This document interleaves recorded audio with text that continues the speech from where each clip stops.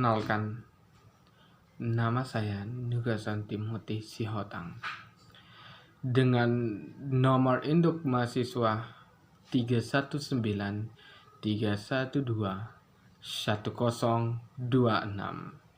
Saya berasal dari kelas reguler C 2019 dan saya akan membahas mengenai Kerajaan Banten serta puncak kejayaan Kerajaan Banten pada masa pemerintahan Sultan Agung Tirtayasa.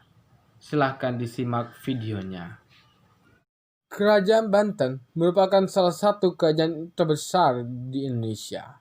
Berlokasi di Jawa Barat, wilayah kekuasaannya meliputi seluruh wilayah Banten.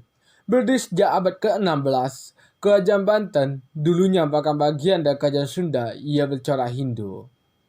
Didirikan oleh Sunan Gunung Jati, wilayah Banten sebagai sebuah kesultanan memang sangat menarik bagi para pedagang.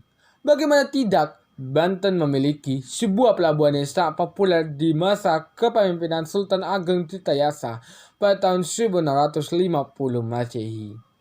Ketika membahas tentang Kerajaan Banten, memang tidak luput dari bahasan mengenai Sultan Agung Tirtayasa. Lantas, siapa sebenarnya Sultan Agung Tirtayasa itu? Mari kita cek lebih dalam lagi di dalam video ini. Sultan Agung Tirtayasa yang sejak kecil bergelar sebagai Pangeran Surya ini merupakan pemimpin dari Kerajaan Banten ke-6 setelah Sultan Hasanuddin wafat.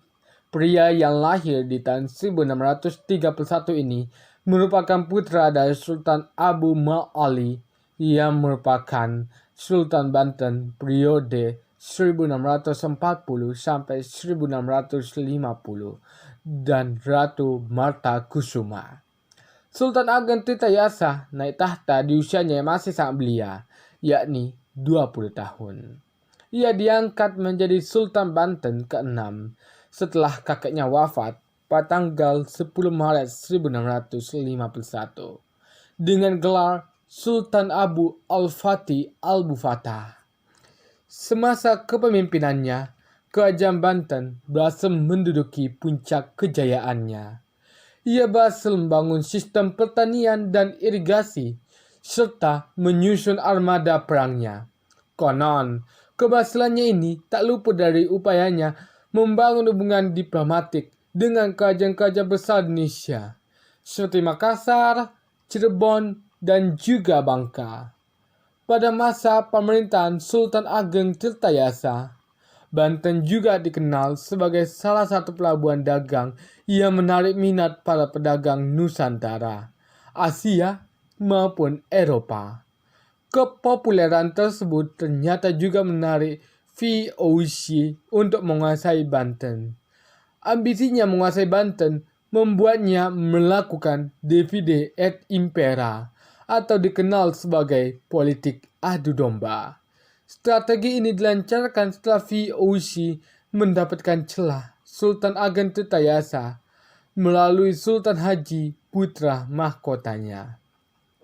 Mereka menghasut Sultan Haji untuk merebut tahta sang ayah. Kekhawatirannya akan tidak mendapatkan tahta sang ayah membuat ia bertindak nekat. Sultan Haji akhirnya membuat perjanjian dengan VOC untuk menyingkirkan sang ayah. Hingga akhirnya kekuasaan Kerajaan Banten berakhir pada tahun 1683.